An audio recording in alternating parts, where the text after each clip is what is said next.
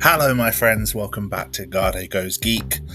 Today's episode, I have another little review for you for one of the biggest series of 2023 and a terrific video game adaptation. In fact, it's really been a year for top quality video game adaptations in general. The video game curse has definitely been broken over these past couple of years. But with this particular one, I think it's absolutely incredible, the work that's gone on, and has brought a whole new audience to this property when the game was already hugely successful. But as one of the people who had never played the game, I found this so engaging and so absolutely captivating, and that show is HBO's The Last of Us.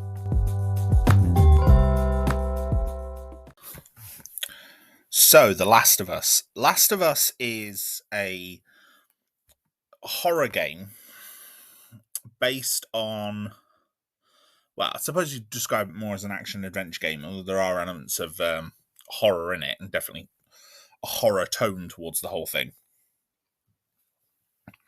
And that game's Last of Us is a game by Naughty Dog and published by Sony Computer Entertainment. It was released in 2013 exclusively on the PlayStation 3. It was later ported over to the PlayStation 4 and was then later remastered recently for the PlayStation 5. This is because it was one of the last games released on the PS3. It came towards the end of its life. And so once more people had a PS4, they ported it over again.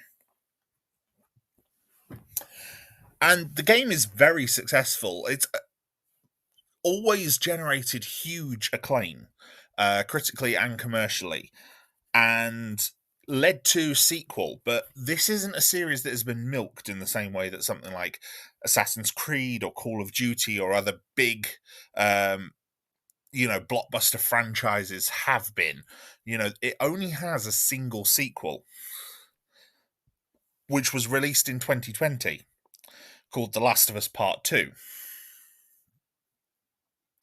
And part of this is because obviously these games take a while to make, and Last of Us was quite clearly a labour of love.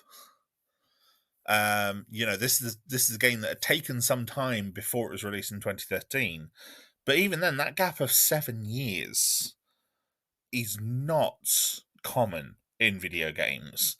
And, especially for the first sequel, and the fact the first sequel came out and was just as successful, perhaps a bit more controversial among the fan base and a bit more divisive, but still just as financially successful, just as critically successful.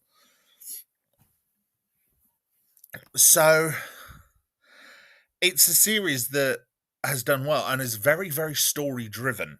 It focuses on Joel, who is tasked with escorting Ellie, a teenager who is immune to a zombie plague, across a post-apocalyptic United States. And when I say post-apocalyptic, we're talking this is 20 years after the fall of society. So the apocalypse is long in the past. And this is a society now that is having to deal with it. There's factionalization. There's a government-mandated control group called Fedra. There's a resistance to that in the Fireflies. It's a well-built world. The unique hooks in it are that the zombie virus is based on, zombie virus is not a virus, it's a fungus based on the cordyceps fungus. Now, cordyceps is a real fungus. It does turn insects into essentially zombies. And, they spread their infection. And, the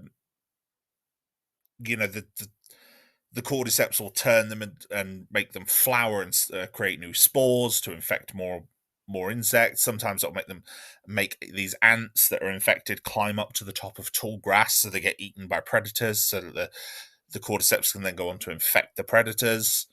Yeah, it's a very insidious fungus. Now, fungus can't usually survive inside the human body, which is something that the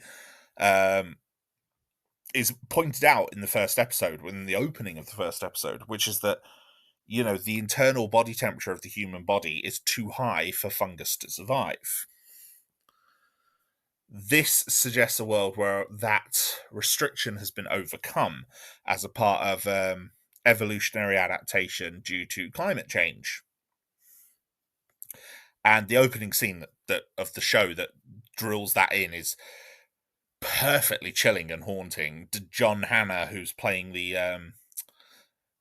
mycologist who's making this, who's raising this possible future apocalypse, does a brilliant job. Very haunting. But yeah, so this is a fungal viral, a fungal zombie infection. So the zombies in this, the clickers, are quite unique in that respect. That they transform into mushrooms. They've got like mushroom growths growing out of their, fungal growths growing all over them, and that can mutate them some quite ridiculous ways in game. Now, like I said, I've not played the Last of Us game. I am not someone who has a PlayStation. I have an Xbox, and I've been playing an Xbox for a long time.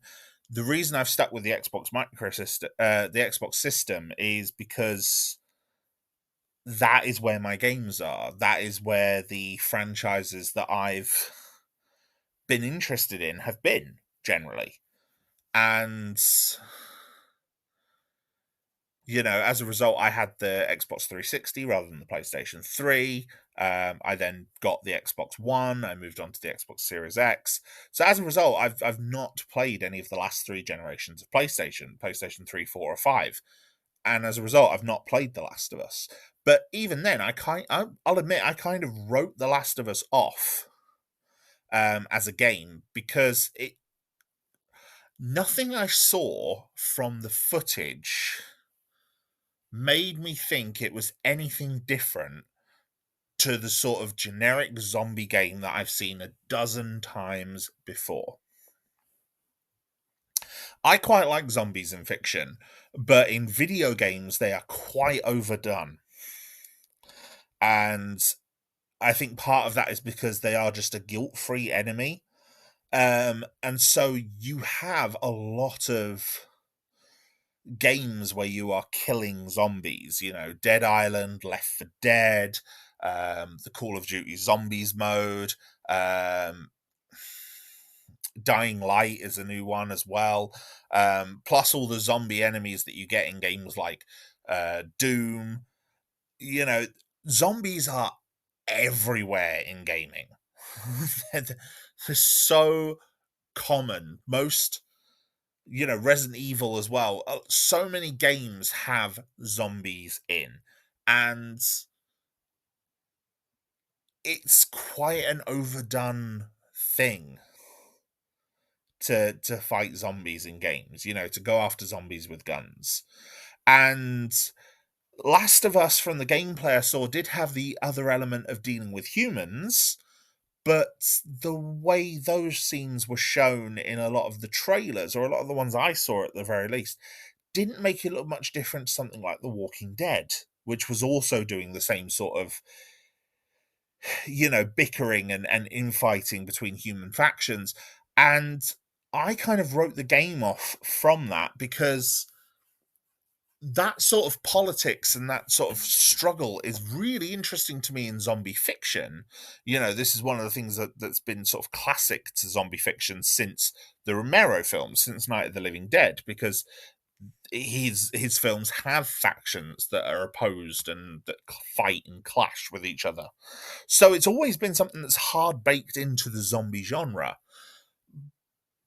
But while I think you have time to explore it in a television series, or a comic series, or a film,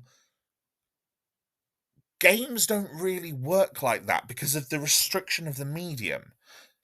A video game as a medium is designed to tell you a story through the view of your player character. They're very they're very combat driven. A lot of games are quite combat driven. Um, something like Mass Effect, for example. I love the story of Mass Effect, but it is a very combat heavy game. And yes, there are conversations and challenges that way, but you have to go through a lot of combat to get to them. And Last of Us isn't a game like isn't an RPG like that. You don't have a conversation system. You're not able to influence people in that same way. The conversations in Last of Us are very heavily scripted. The story moments are heavily scripted and guided, but you still have the perspective of the player character, which is Joel for the majority of the game. And so as a result, you're constantly being forced into combat encounters, constantly being forced into particular areas, maybe not having the full information that you need from a particular area until things play out in front of you. And so I think that can be quite restrictive for the sort of storytelling that The Last of Us is going for. In my perspective, I know The Last of Us has its fans, but I don't think you have the ability to flesh out these characters and world in quite the same way. Um, it's all to do with the adaptation of the medium. I'm trying to think of a good example. So, obviously, there's plenty of games where things are either directly told to your character or happen around your character. And if they happen without your character around, you're not privy to them. That's quite standard in video games. That's also standard in some books, depending on the perspective character in a book series. So I'm going to use, for example, the Song of Ice and Fire series. The Song of Ice and Fire series has perspective characters for its particular chapters. So, for one entire chapter, your perspective character might be Tyrion, and you only see what Tyrion sees for that chapter. When Song of Ice and Fire was adapted into Game of Thrones, at least while they still had, while they were still adapting book material, because obviously it did go quite off the rails towards the end. But when they still had access to material from the novels, as much as they directly adapted stuff from the character perspective chapters, they also occasionally added scenes of other characters that were not in the book and sometimes were not even referenced in the book, but could very easily have happened in the books. For example, the love affair between Renly Baratheon and Loras Tyrell is something that is kind of hinted at and acknowledged by some other characters, sort of like an open secret at court. But we never actually see them together because we never see anything from Renly or Loras's perspective. Same with Marjorie. So we never see, for example, the wedding night where Marjorie goes to Renly and says, "Look, you don't have to fancy me, but you do have to make me pregnant to legitimize your reign." That sort of that element to it is very believable and fits with what we know about the characters in the novel, so that we can believe that it happens. But it's purely a creation of the television series. To adapt a video game, especially a story heavy video game like The Last of Us, to a television series, more and more of those sort of scenes need to be created. And that brings us to this adaptation of The Last of Us, because from what I understand, having watched several reviews and discussions from people who have played the game, is that there is a lot here that is not in the game. And I know some fans find that quite irksome, and some others are really passionate about it. Because obviously that does change the story. It changes elements of the story. Now, from my perspective, only having seen this television series, I think any of these changes that they've made generally work. I think there is a suitable level of characterization and tension going on here, not just with Joel and Ellie and the events that they're dealing with, but also with a lot of the recurring characters and a lot of the incidental characters. And there is a lot that happens outside of Joel or Ellie's purview that in a game we would not get to see. And from what I'm told of the game, is not there or has been quite drastically changed in a lot of cases. But doing that has made this series absolutely phenomenal. And this series has given me something that I've kind of been looking for from the zombie genre for a long time, which is that the view and the approach of a world that has fallen. Um, when I was younger, I found a zombie novel called World War Z by Max Brooks, or World War Z, I think you would actually call it. Um, World War Z obviously got turned into a film. The film is basically an in name only adaptation. There is very little from the book there. The book has the subtitle An Oral History of the Zombie War because it is a series of interviews with people over a decade after a decade long zombie war that happened around the world, where zombies basically rose up, overran most of human civilization, and it's people recounting their tales from different stages of that war, from the initial Great Panic all the way up to the final fight back and the final take back of the war, and even covering bits that have happened in the middle. And it is one of the most solid pieces of fiction I think I've ever read, in terms of just how much effort has gone into building and fleshing out this world. This is a complete worldwide, it takes in all the geopolitical realities of the time that it was written for every country around the world. And there are some leaps in logic, but there is a lot there that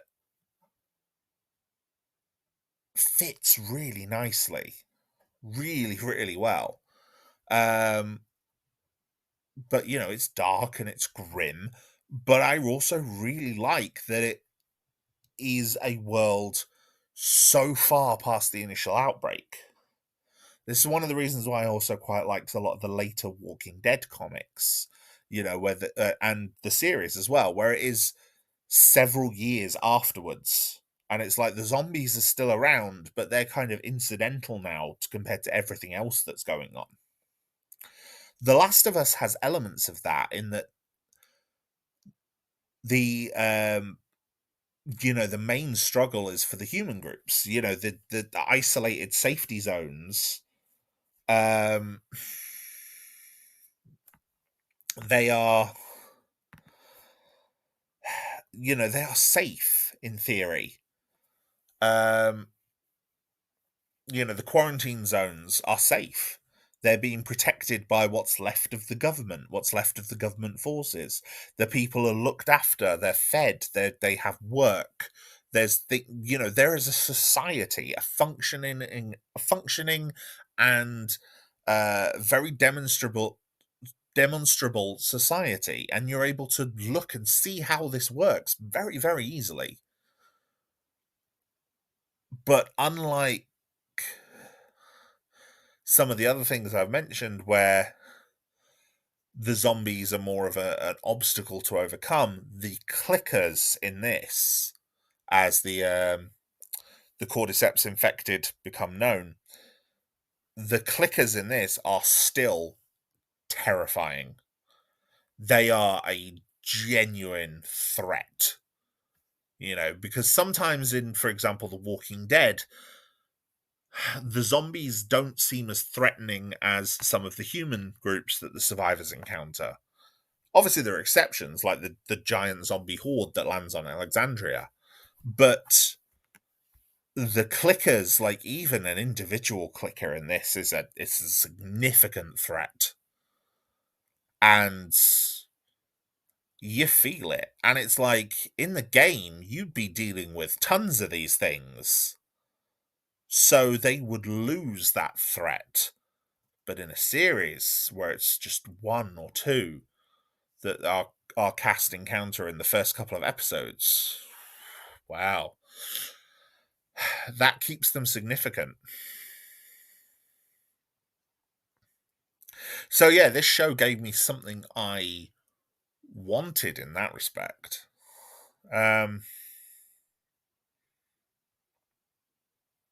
So yeah, in general, I really like this show. I'm going to go a bit more in depth. I'm going to talk about some things I liked regarding the adaptation and the main episodes without major spoilers. Then I'm going to do a section for the major spoilers towards the last couple of episodes.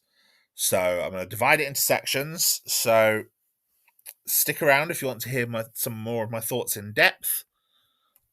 Otherwise, if you haven't seen it, I generally recommend go and watch it. I think it's very, very good. It's probably one of the best series I've watched in a long time. And I'm very much looking forward to season 2, especially knowing how controversial the storyline for the second game was and how divisive it was, and knowing the ways it was divisive. Like, I know what happens in the opening of the second game that so many fans were irate about. And I'm very interested to see how they adapt it. Right, so yeah, the Last of Us series stars Pedro Pascal as Joel and Bella Ramsey as Ellie. Now, both of those were on Game of Thrones as well, so another reason why I mentioned that earlier. Pedro Pascal played. Oh God, forgotten what the name of the one he played now.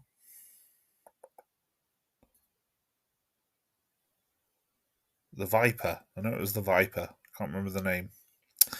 Anyway, but he's most well known recently for playing Din Djarin in The Mandalorian. Bella Ramsey played Lyanna Mormont towards the later seasons of Game of Thrones, which seems to be her big sort of breakout role. I say their big breakout role. Because Bella Ramsey identifies as non-binary, uses they them pronouns. Ellie uses female pronouns though, she her, or at least seems to in the series so far. Now, there's plenty of other guest actors throughout the show who do absolutely amazing work. Nico Parker, who plays Sarah, she's Joel's daughter, who appears in the opening episode. John Hannah, I already mentioned, he played the mycologist who issues a warning about the threat of fungi in a flashback to a 60s talk show.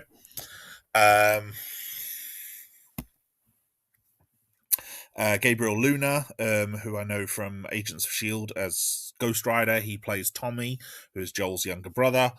Nick Offerman plays Bill in episode 3. He's a survivalist who kind of hates people. and he meets the character of Frank, who's played by Murray Bartlett. Both of them are absolutely amazing, and their episode is one of the high points of this entire series. I will say as well, this series does something which I wish more streaming series would do, which is that every episode has a different length. So the shortest episode in this series is 43 minutes long. The longest one is 81 minutes. So that variation there creates something really cool, and I really wish more streaming shows would do it, because it means each episode is just long enough to tell the part of the story that it needs to tell. And in the case of episode 3 especially, which works very well as almost like a side story, it works so well. But I'll get to that in a minute. Other characters as well. There's so many good ones. Melanie Linsky is in this. She does a brilliant job. Scott Shepherd as appears in episode 8. I've not seen him in anything else, but his role in this was absolutely fantastic. And Troy Baker, who plays Joel in the game, and Ashley Johnson, who played Ellie in the game, both appear in this and have quite significant cameo roles, which was amazing as well. So yeah, really good. The series is also written in part by Neil Druckmann and produced by Craig Mazin, who worked on Chernobyl, which was also absolutely incredible and very intense at times. Like, I still don't think I've finished it because it was that intense.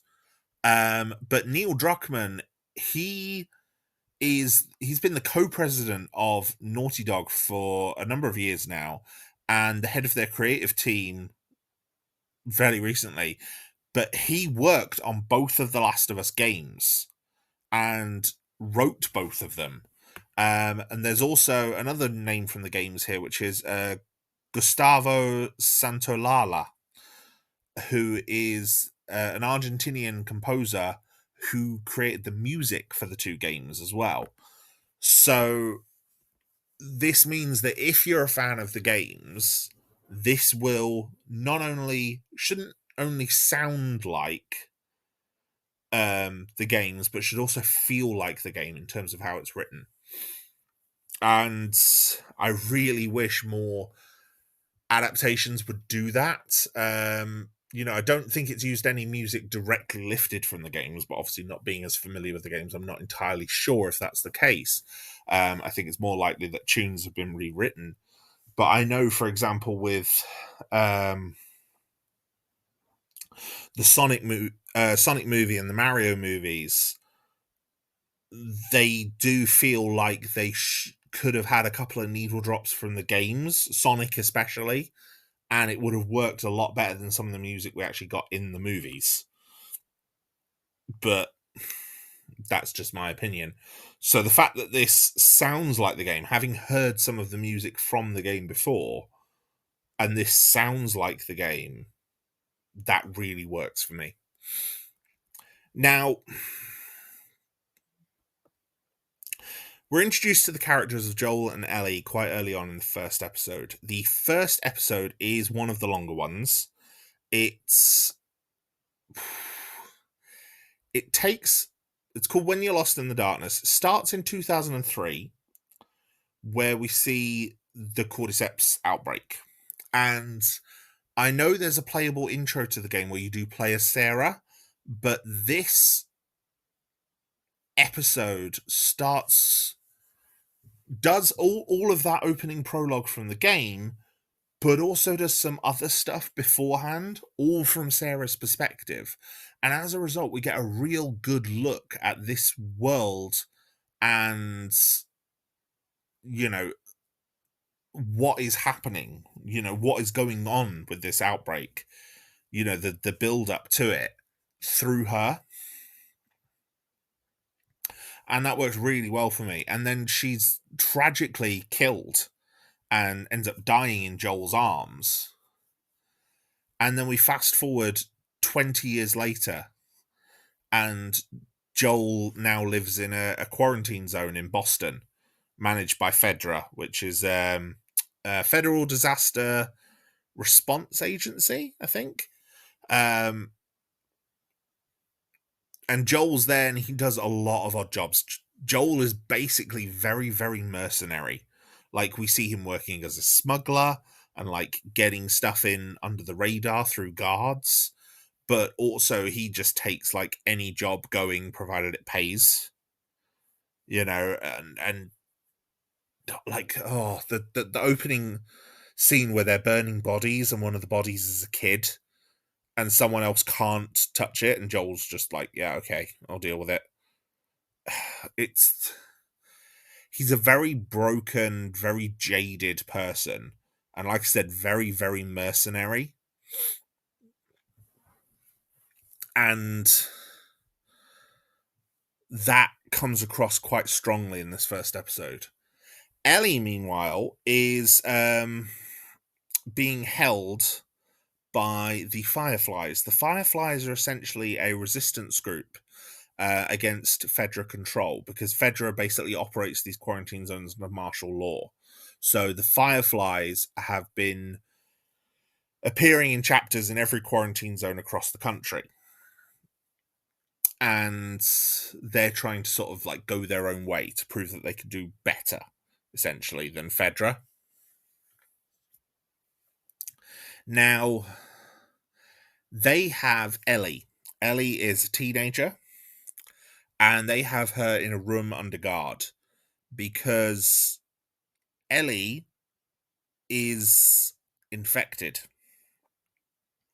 Like, she's been infected by the cordyceps plague. However, she was infected some time ago and hasn't turned. She's immune.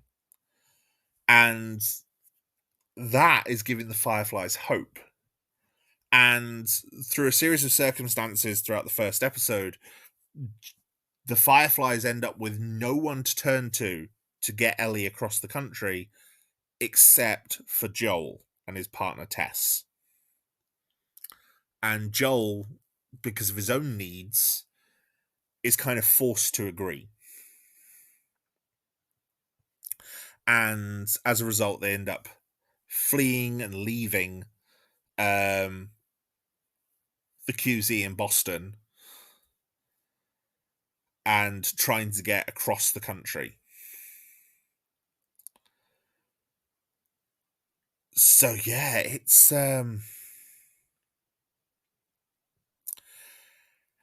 very dark. The opening episode is very good. You don't see, apart from the opening initial stages of the outbreak, you don't really see many of the infected after that point. You're just kind of shown this new world, and I really like how it scales everything back. But there are scenes here that for no way could have been done in the video game, because a lot of this first episode is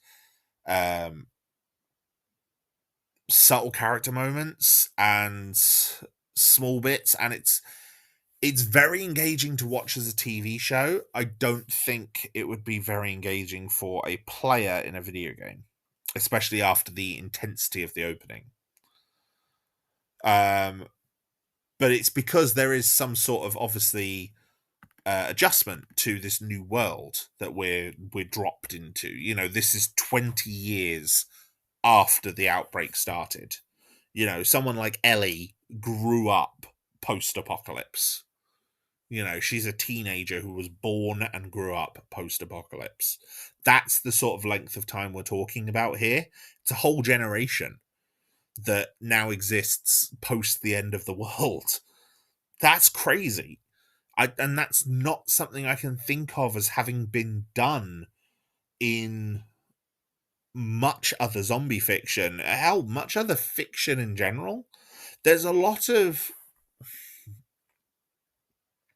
there is a lot of post-apocalyptic fiction that is a long time after the collapse, but this is one where the collapse is still in recent memory, like living memory for a lot of people, but at the same time, very far removed from it.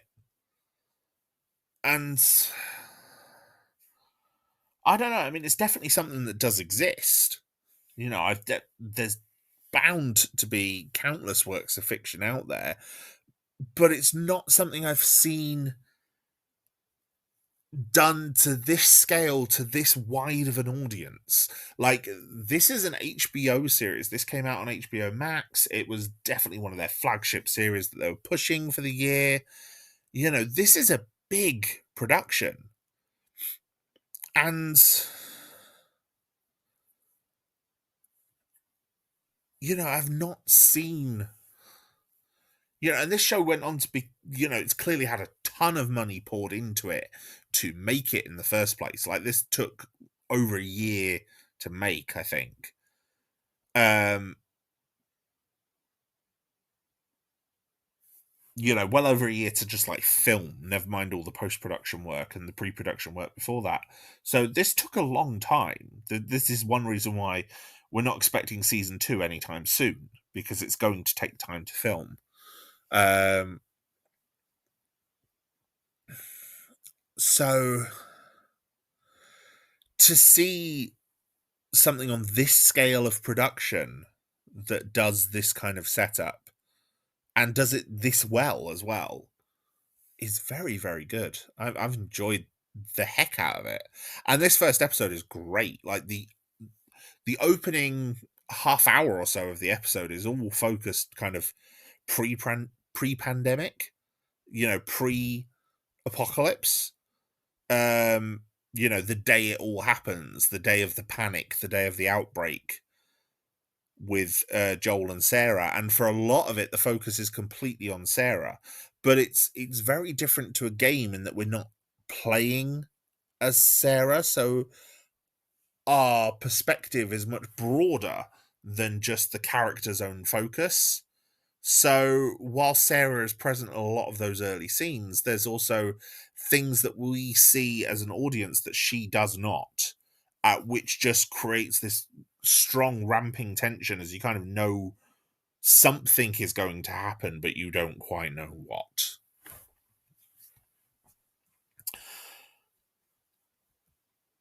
So yeah, it's very, very good. Um, the second episode focuses quite a lot on Joel and Ellie as they explore the city with Tess. Um, Ellie reveals that she's being transported in the hope of finding a cure.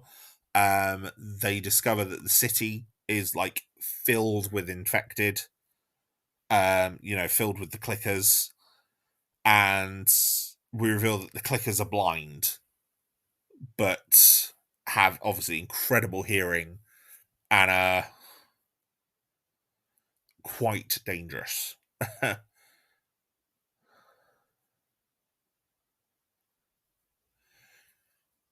So yeah, it's and then they introduce some concepts with the clickers, like giving them kind of almost like a hive mentality, like the fungus is kind of spread out from them.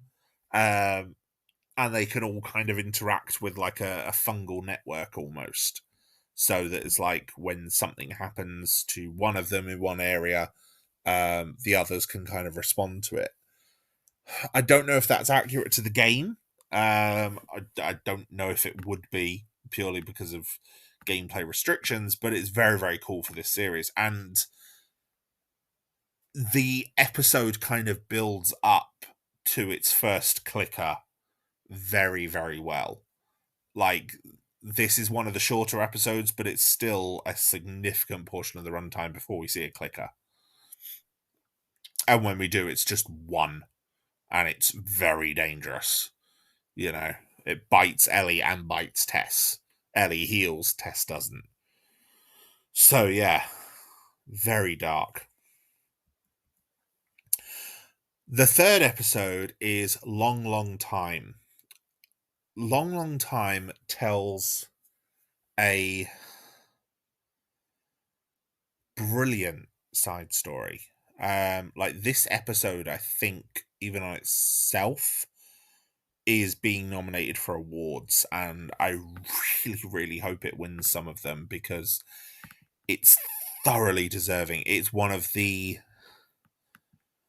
best. Um, it's one of the best episodes of television I think I've ever seen. Um, it's absolutely fantastic.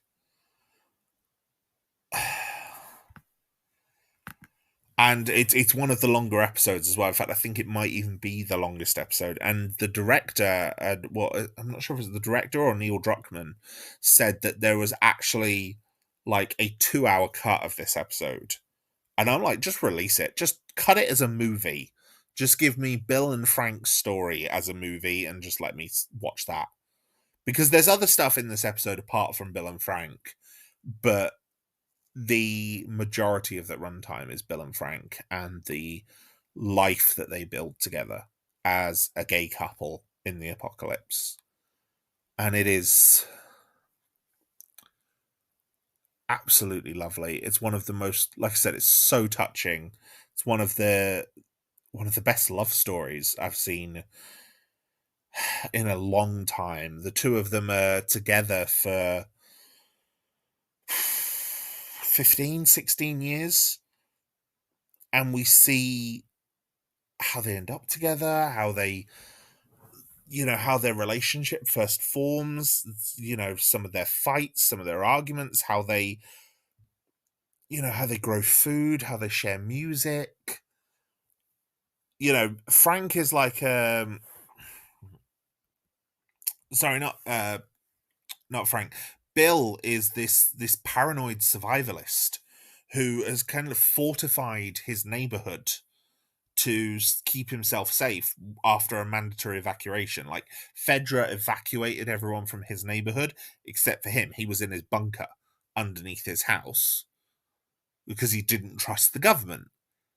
And as a result, he's stocked up for the apocalypse. He has a full working bunker. He has food, generators, fuel, weapons, ammunition. So he fortifies his entire neighborhood.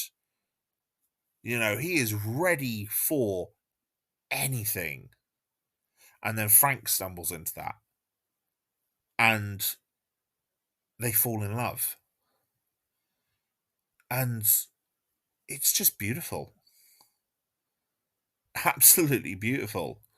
And it ends on a bittersweet note because Frank is ill. Frank ends up terminally ill. He's got something that, presumably pre-apocalypse wouldn't have been an issue.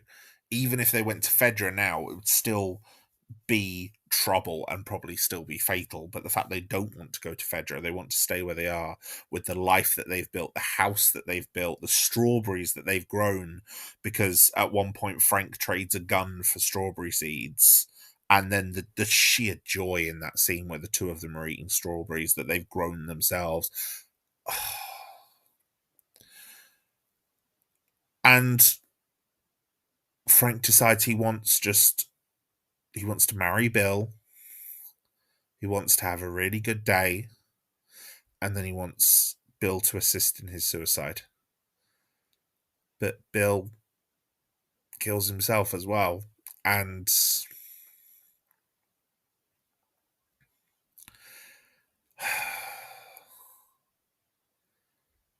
it's lovely. Like I said, I could watch a whole film of their story, like as long as it could be, as long as it is. I want to see all the footage that was filmed for it. I really do, um, because it's amazing. And the episode is bookended by Joel and Ellie. Like, we see Joel and Ellie on their way to Bill and Frank's because Joel and Tess had made friends with them through Frank, not through Bill. Bill's too much of a miser for that. But uh,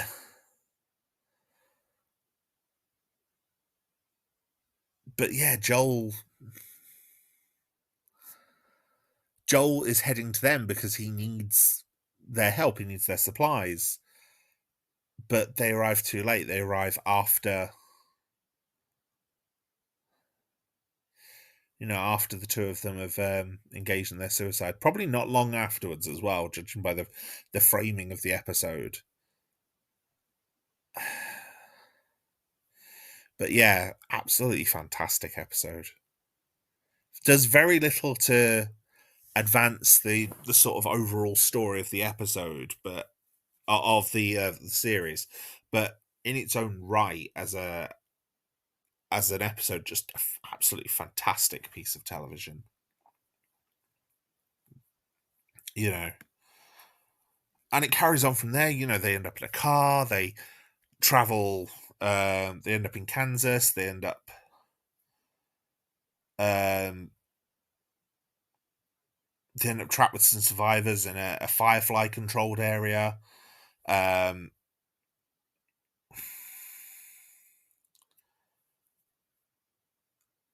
and the Fireflies are hunting these two survivors who turn someone over to Fedra, and then that kind of goes wrong. There's a massive clicker attack at the end of episode 5 as a result of that story.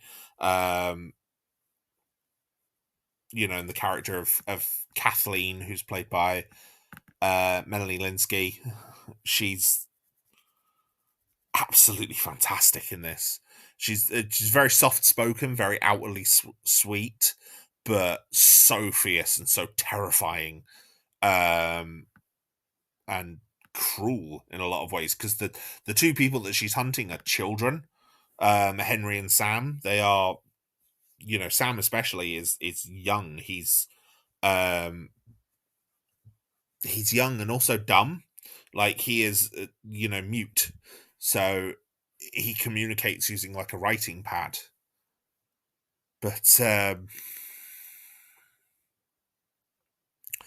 yeah, that whole interaction is quite emotional. It does detract a bit from Joel and Ellie's own developing story, as they have to deal with all this, but get some real significant development for Ellie as a result. And I believe that's due to some changes from the game story. And then I don't want to spoil too much more than that. Just to say it's phenomenal. There's more stuff. It adapts, as far as I can tell, pretty much the entire plot of the game and the main DLC, which is Left Behind. Left Behind is the story of sort of how Ellie became infected, and we get that as like a nice big extended flashback in Left Behind, the 7th episode of the show, which is phenomenal. Like, absolutely phenomenal. And I've got to say, I think if an episode comes close to Long Time as being one of the best in the show, it's Left Behind.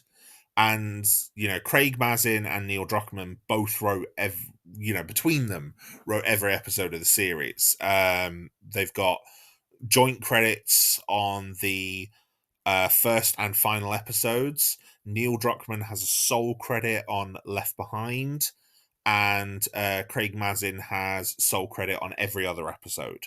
But obviously, Neil Druckmann was overseeing everything as kind of a producer and a screenwriter, showrunner type thing anyway. So while I get the feeling that a lot of the adaptation has been done by Craig Mazin, so much of the original plot of the games is there as a result of Neil Druckmann, that I think any changes from the games have been done deliberately, and not just to adapt to the medium. It's to actually, and for a lot of cases, I think they really do improve the story. But yeah, as this goes on, we meet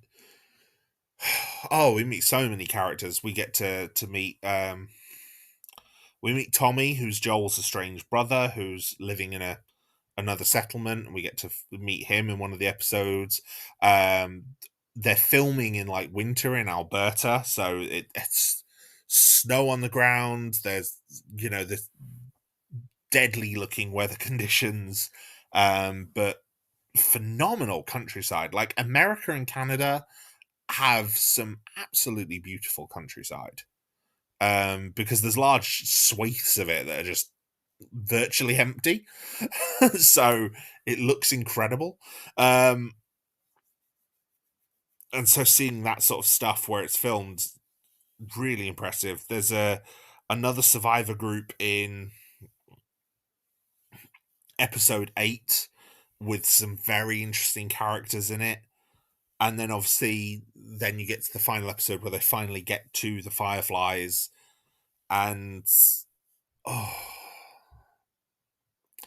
I'll speak more about the final episode in a minute where I do some spoilers, because yeah, I have opinions on it.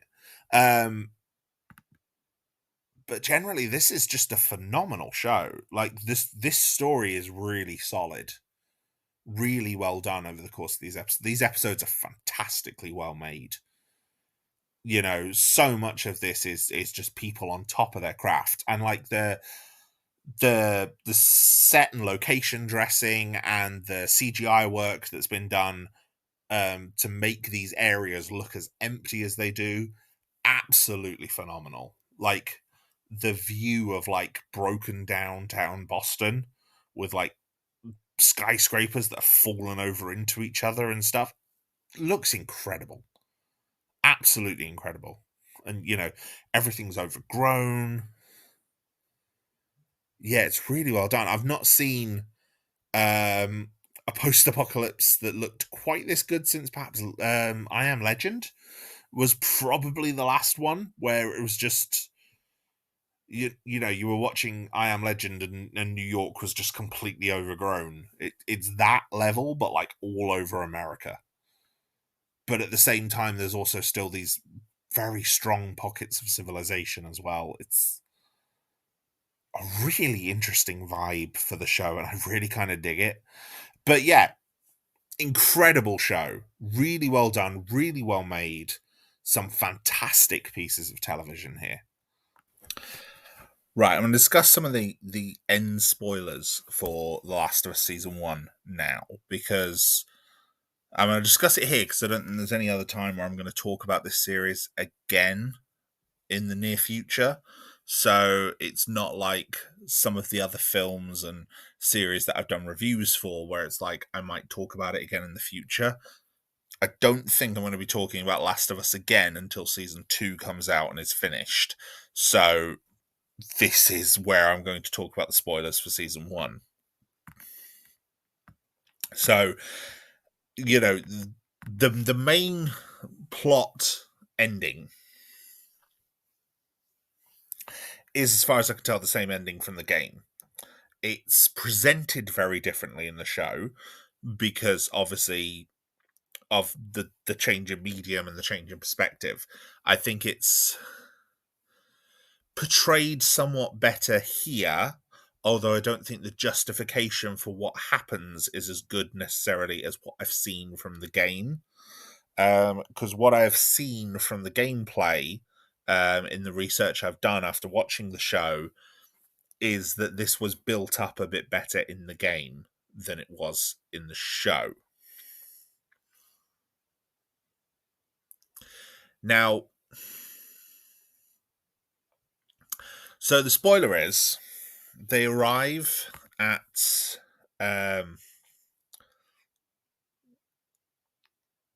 you know, the Firefly base in I'm not even sure where it is. Um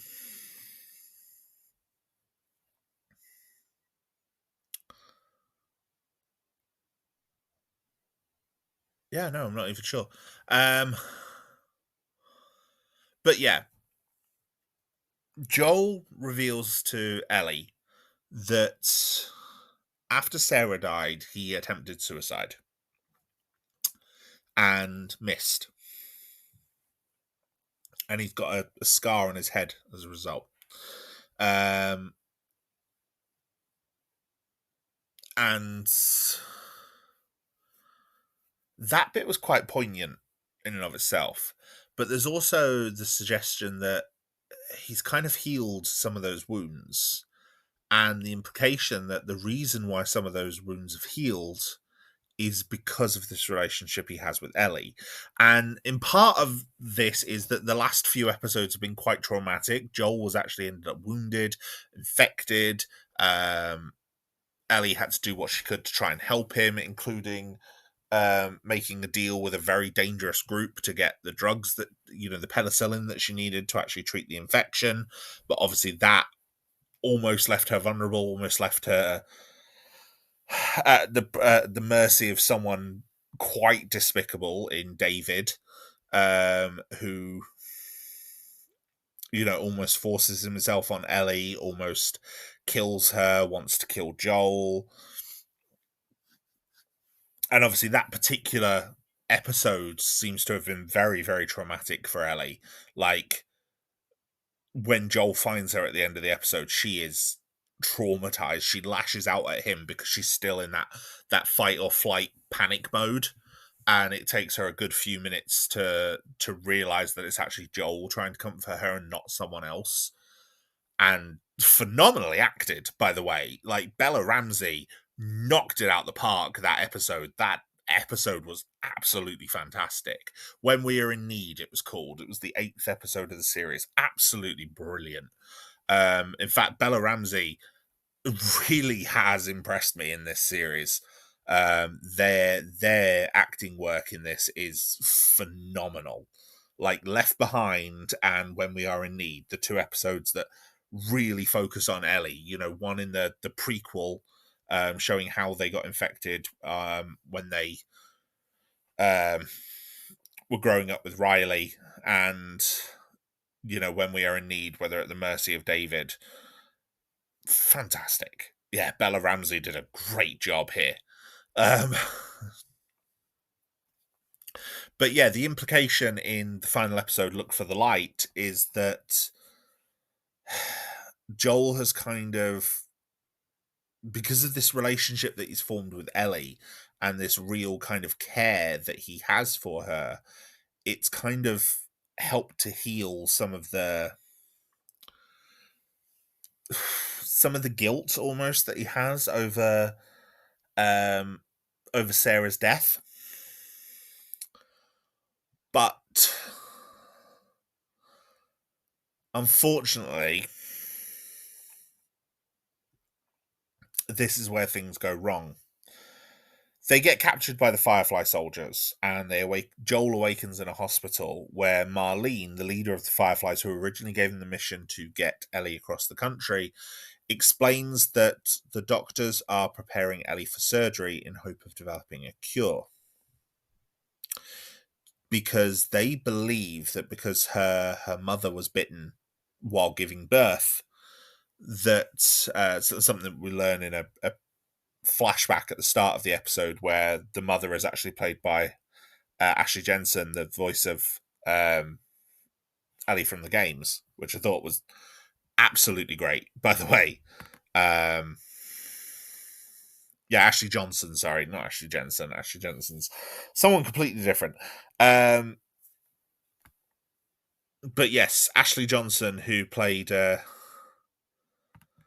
in the games, she does a brilliant job playing the character of Anna, who is Ellie's mother. And her opening scene is quite terrifying, to be honest. She's under attack from a clicker while in the middle of labour. And yes. But anyway, basically, they believe that Ellie is immune, possibly because Anna was bitten while giving birth. But the problem is cordyceps grows in the brain. So to experiment on the cordyceps and generate any kind of vaccine or cure for the rest of the human race, Ellie will die. And obviously Joel protests against this, but Marlene orders that he gets taken away.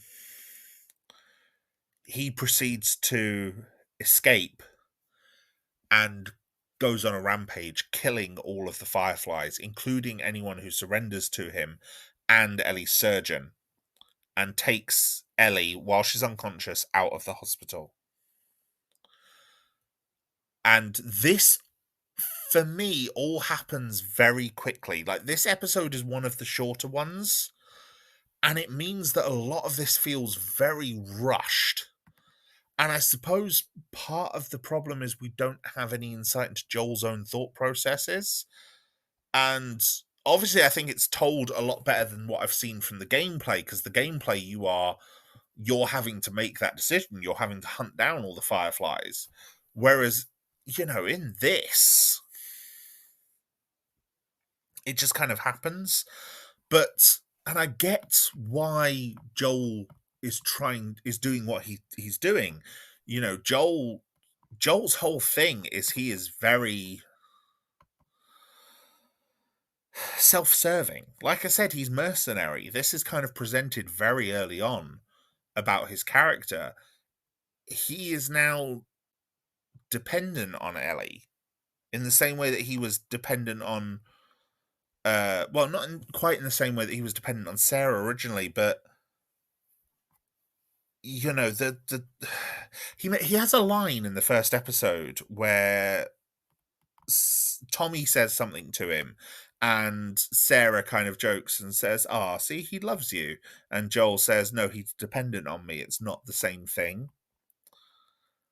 And, it's a flippant joke because obviously they're brothers and they are quite close. But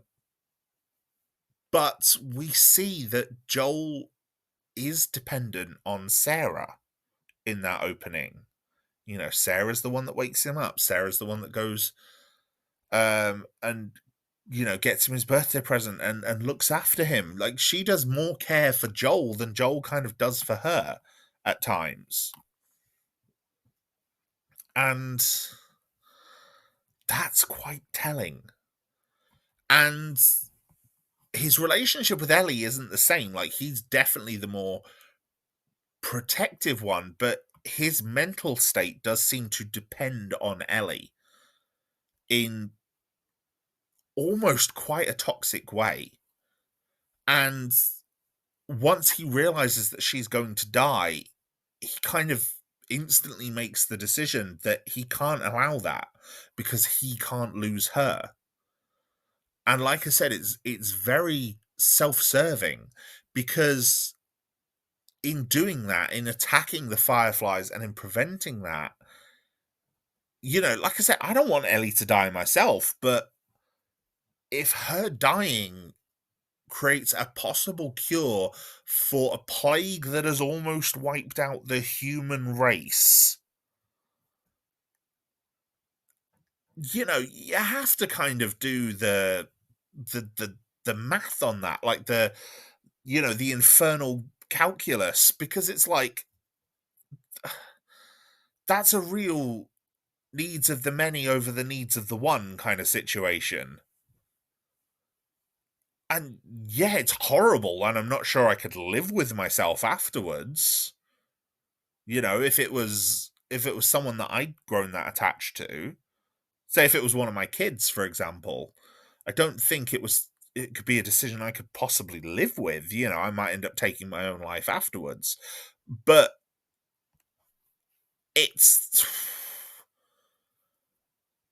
definitely something that I think is worth it. I'd like to think that if put in that position, I could see the merit in it, but Joel's actions here are I don't think are in any way justified. And then he lies to Ellie about it. He shoots Marlene like cold blooded. She's like, look, no matter what you've done, Marlene's the last person left. She's like, look, I know you've just killed like all my people, but seriously, trust me, this is the only way, and it's fine. We can still find a cure. And Joel just shoots her. And then when Ellie wakes up, he lies and says, "Yeah, no, there were loads of other immune people, and they haven't developed a cure from them either, so there was nothing new." And Ellie's like, sussing that something's wrong. Like, she's still in her hospital gown, she's not dressed, and she's like, well, where are my clothes? What happened? And he's like, oh, yeah, we came under attack. I had to get you out there quickly. And she's like, how many people died? And he's like, a lot. She asks, is Marlene okay? Because obviously she knows Marlene. Marlene was the one who had her in the start. And I don't know if he tells her, or if he does, he kind of lies. And then, towards the end of the episode, she asks him and says, look, swear that what you've just told me about the Fireflies is true. And he says, yeah, I swear, it's true. It's completely true. Just barefaced lies to her. And when he does, she says okay and kind of accepts it. But I don't think she truly believes him. And it's a powerful ending. And I know the ending in the game caused a lot of online debate. Like, was Joel right to do what he did? And I'm going to be one of those people who's on the side of going, no, I don't think he was. I really don't. But the worst part, I think, the part which makes it even worse, is I don't think the show builds the relationship up enough between Joel and Ellie to really justify this decision. I really don't think it does, because of the 8 episodes we've got, they're kind of, sorry, the 9 episodes we've got, so the 8 episodes before this, they're kind of separate for most of the first episode until they, sort of take on the mission, until Joel and Tess kind of take on the mission to escort Ellie. The second episode, they're mainly together, but there's also Tess with them, and then Tess dies at the end of it, and there's the real kind of, Ellie's like, look, you're not pinning this on me. It's not my fault she died. Which is great. I love how Ellie stands up for herself like that. Long, long time is mainly the Bill and Frank side story. There's very little of Joel and Ellie in it. There's a bit at the beginning and a bit at the end. That's really it. Please Hold My Hand, episode 4. There's a bit more with Joel and Ellie, and they're really kind of starting to strike up a relationship. But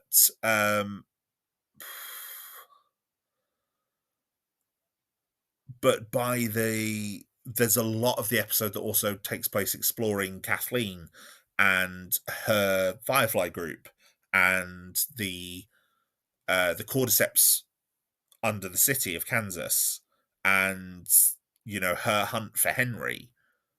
And then episode 5 kind of gets sidetracked because of the Henry and Sam story. So Joel and Ellie are both kind of involved in that, but Joel deals a lot more with Henry and Ellie deals a lot more with Sam. And then, of course, there's the confrontation there with Kathleen and her group as well.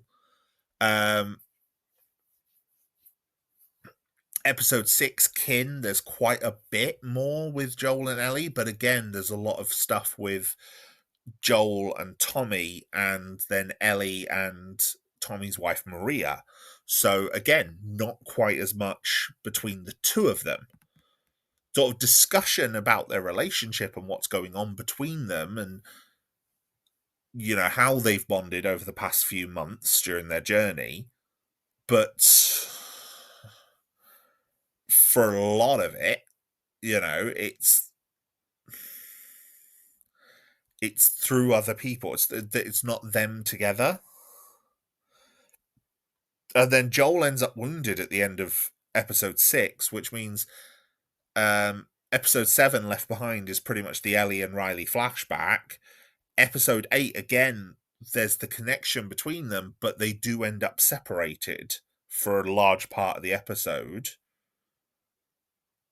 And then episode 9 here, where you end up with the hospital. And so there's the issue, first of all, that some of that development seems kind of unearned, but also because we haven't seen enough of that relationship and haven't seen how much they truly have, how much Ellie truly has improved Joel. But then all of that's kind of undone because he his actions against the Fireflies kind of shows that no, he hasn't changed. He's still completely out for himself and willing to do whatever he needs to do. Kind of damn anyone else. It's a fantastically shot scene, like the way that the scene is done of him taking down the Fireflies. Like, it's actually quite harrowing to watch, quite horrifying in some aspects. But because of the short runtime of the episode and a lot of other things, it just seems to happen very, very quickly. And it seems like this was the ending of the game, and so this is where the series has to end arbitrarily. But I don't know, I kind of wish there was a bit more to just explain it and expand on it, and or just a bit more in some of the other episodes to just really develop that relationship. Like, I'm not sure, because obviously I haven't played the game. I don't know if there is any other stuff from the game that's missing here. But considering there's a lot of other series like this that are 10 episodes long, or that a lot of these episodes have the kind of varying length anyway, could we maybe just have had a few more scenes here and there to really kind of explore this? Like, I know in the games, I think there's a scene where Joel plays guitar, and like, I don't know if he teaches Ellie how to play guitar in the first game or the second game, but I know she learns how to play the guitar from Joel. So it's like, could we not have put that in somewhere, maybe? Or drawn some more hint of that, showed some scenes of the two of them actually bonding a bit more. Because what we have here is really good. What we have of them bonding is fantastic. But I don't think it justifies the ending that we get. And while I can understand why Joel does what he does, I also don't agree with it. So, yeah, that's my view on the ending of The Last of Us, the big controversial twist.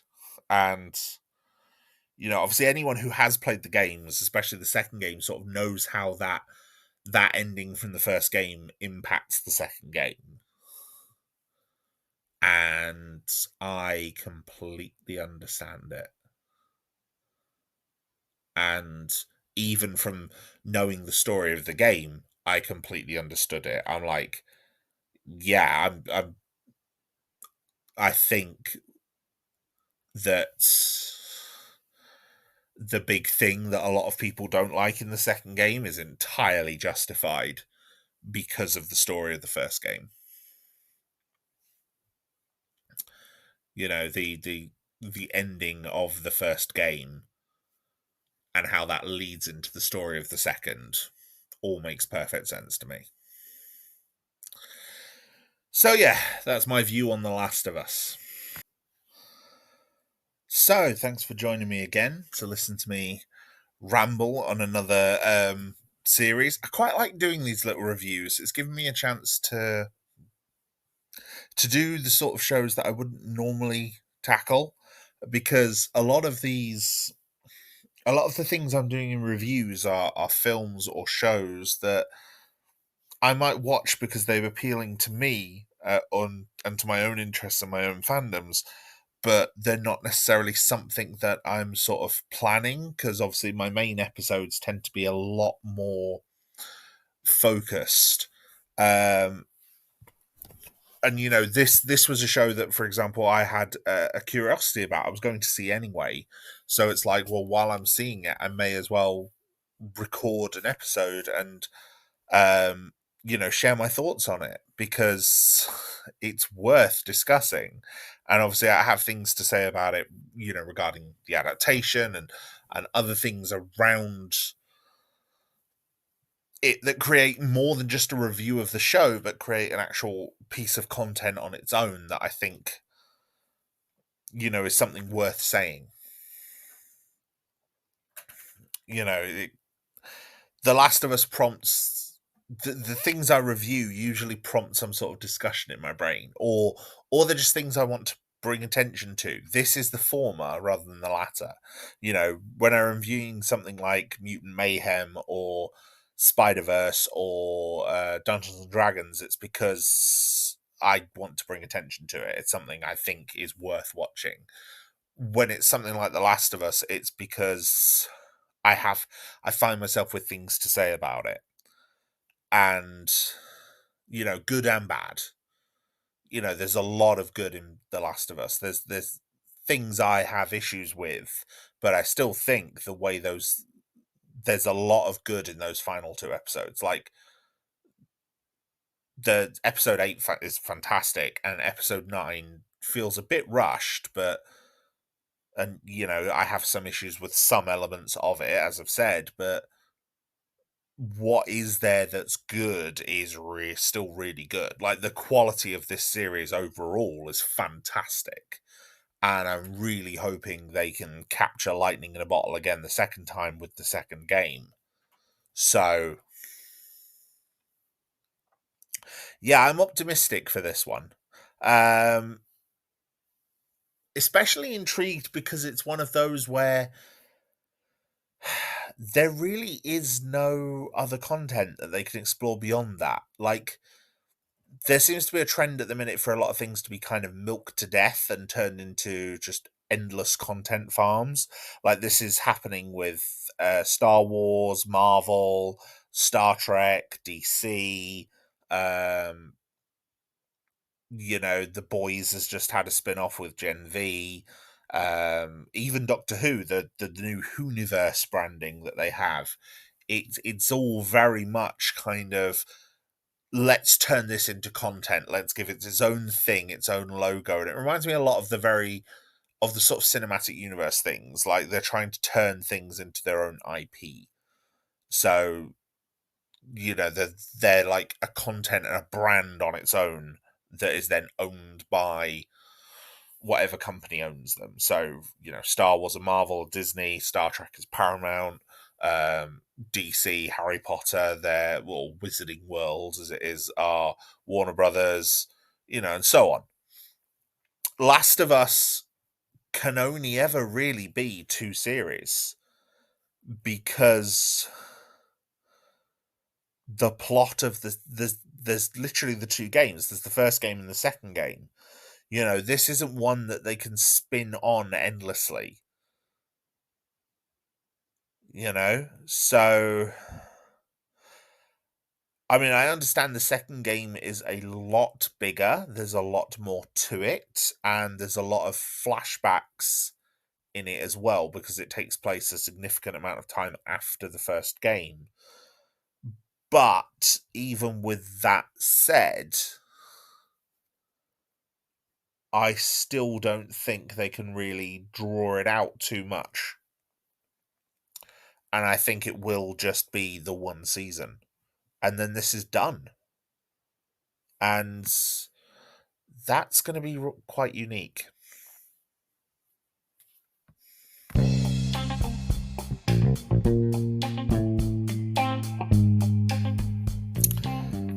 So yes, thank you for joining me, everyone. It's been lovely to talk to you again. I've got more reviews coming. I've got a few new series that I'm looking at now. Willow, which I want to talk about, and there's things around that I kind of want to talk about. Good Omens, I've got a review coming. I'm doing that one with my partner, now wife, second wife, Zulu. So I'm very much looking forward to that. And then I've got a big review roundup coming towards New Year's as well. Just reviewing some of the other things throughout the year that maybe I haven't had a chance to speak about, or maybe I haven't got quite as much to say about. So look forward to that.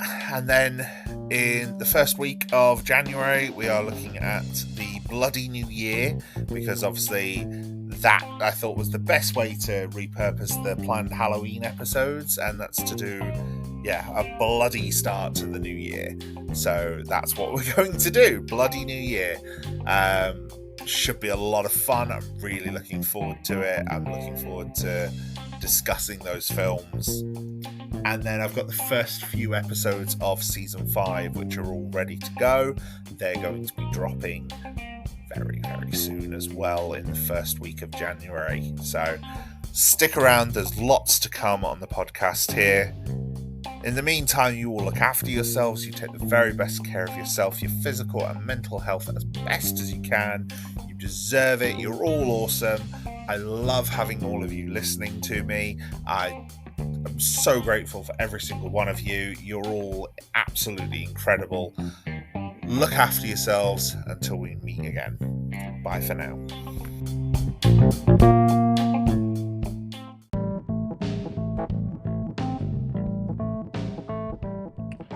Thank you, my friends, for once again joining me on Garhdo Goes Geek.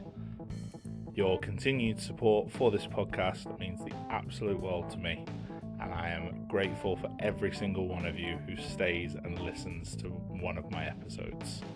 It means the absolute world. Now, if you would like to engage more with me or the podcast, we have a Discord community, small but growing, and we now have commissions open on Ko-Fi.